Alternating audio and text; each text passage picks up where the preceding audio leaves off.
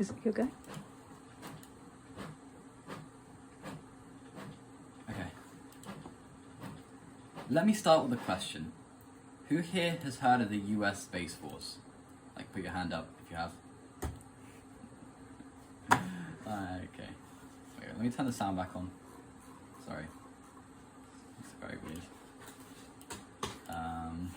1 second. I shouldn't have turned the sound off. Okay, yeah. Alright. Sorry, I had to turn the sound back on. But yeah. Start again. Let me start again. Alright. Let me start with the question. Who here has heard of the US Space Force? If you have, like, put your hand up. Yeah, okay. Oh yeah, there's the flag in the background. I'm guessing many of you have. And who here thinks that they're a branch of the military? Who thinks they're real? I can't see if they have their hands up. Right, great. Thank you, Lucas. If you answered yes. Well, what? If you answered yes. Well, if you answered yes, then I want to say that you're right. And I'm here today to try and persuade you why the US and every other country needs a Space Force, and hopefully give you a good idea of what this will mean on the world stage. I also want to explain why I believe a US Space Force ensures the right to life, liberty, and the pursuit of happiness to us all and our posterity. I'm here to say why I feel sure that Chinese domination in space would spell downfall. To get this out of the way, no, the Space Force are not Space Marines or Spartans from Halo. In fact, they only have one astronaut, Colonel Michael Collins, and he's currently on the ISS with the SpaceX Crew 1 mission. Currently, the US Space Force's mission is to run all military space assets, and for now at least, that means satellites and missiles, though there are plans to expand into lunar space by 2025, building a base on the moon, and further down the line, the Red Planet. First of all, let's talk about money management. Up until last year, budgets allocated money to the US Air Force, and they decided what to spend it on. Sure, they gave some of it to the Air Force Space Command, but their main priority was air, so jets, cargo planes, pilots, etc. An independent Space Force ensures that all money will directly fund US and NATO space goals without any of it being taken by the Air Force. Secondly, let's address evolution. Space is going through a revolution, and the major players in the next space race are pointing their rockets towards asteroids and Mars. In the words of acclaimed author Joshua Carlson, author of Space Power Ascendant, space is a silent sea.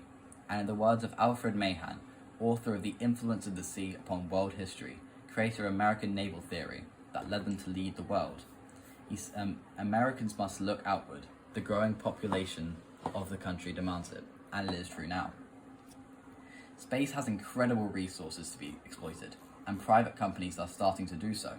Like the navies of old, a Space Force will be needed to protect the West's interests in commercial space. They must, and are preparing for that time. And no, there would be no massive star destroyers. Thirdly, we risk destruction. Since 1971, we have stopped pushing the envelope in space. We have stayed apathetic when it comes to exploration, being content in the ISS and low Earth orbit. The 50 years of hegemony that the West has had in space are soon to be over. We're seeing the rise of another player, China. They are still a fledgling spacefaring nation, but they are rising rapidly. If we stay on our course of apathy, they will overtake us. We must turn the rudder forward. Yes. With the rise of industries based on space, such as space-based solar power, asteroid mining, tourism, and sample collection as mementos for human on Earth, with space power meant to be the most efficient way we currently have of getting power, potentially solving climate change, and asteroid mining solving our problem of dwindling resources on Earth, they are projected to be the most important industries in 50 to 100 years' time.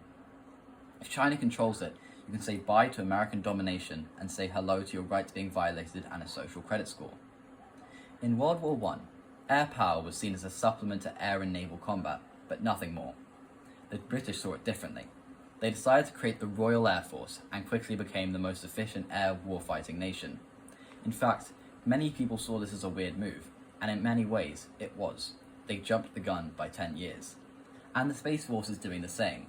They are the pioneers for a future where every nation will have an independent Space Force, in about 10 to 15 years' time. In the words of Eugene Cernan, the last man to walk on the moon, Curiosity is the essence of human existence. For millennia, men, women, and children have looked towards the moon and wished to zoom and reach up and touch the stars. Now that is a reality. Over the last 70 years, we have sent humans to orbit, to the moon, and soon we will go further. We have created a satellite that created things unimaginable by the greatest generation. In fact, we must go further, as our destiny is in the stars. And time again, the biggest technological progressions have been made by men and women trying to kill each other, so why not use it to bring us to the stars? The internet and planes, and now the stars. As we embark on our journey for the rest of the century, people will mark the 20th of December 2019 as the anniversary of the creation of the Space Force, and the day we saw a turning point that pushed us towards the stars. That's it. It's over.